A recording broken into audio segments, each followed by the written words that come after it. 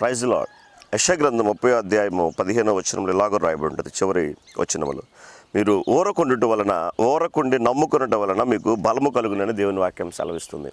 మన జీవితంలో మనం కావలసిన వాటిని పొందుకోవడానికి లేదా మనము అనుకున్న దాన్ని సాధించడం కొరకు కేవలము బలము మాత్రమే, జ్ఞానము మాత్రమే అవసరం అని అనుకుంటాము. కానీ కొన్ని విషయాలలో దేవుడు కొన్నిసార్లు మనము చేయవలసిన ప్రయత్నం చేసిన తర్వాత ఊరక ఉండి దేవుడు చేసే కార్యం కొరకు మనము చాలా అవసరమైనది ఊరకుండి దేవుడు చేసే కార్యం కొరకు కనిపెట్టుకుని ఉండటము. అందుకే ఇక్కడ భక్తుడు అంటూ ఉన్నాడు, మీరు ఊరకుండటం వలన బలము పొందుతారు అని చెప్పి.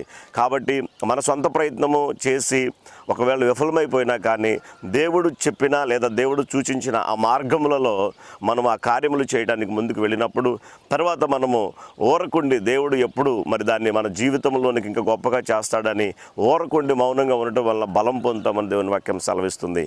ఏదైనా చేయడం అయితే మనతో అవుతుంది, కానీ ఊరక నిలుచోవడం అంటే అది మనతో కాదు. కానీ బలము పొందుకున్నప్పుడు కొన్నిసార్లు దేవుడు మన జీవితంలో జరిగిస్తాడని, స్థిరమైన వారిగా కదలని వారిగా మనం మౌనంగా ఉండగలుగుతాము. అప్పుడు కూడా దేవుడు తన కార్యాలు మన జీవితంలో జరిగిస్తాడు. బహుశా నువ్వు ఇప్పటి వరకు అటు ఇటు పరుగులెడుతూ ఈ పని జరగటం లేదని కంగారు పడుతూ ఉన్నావేమో.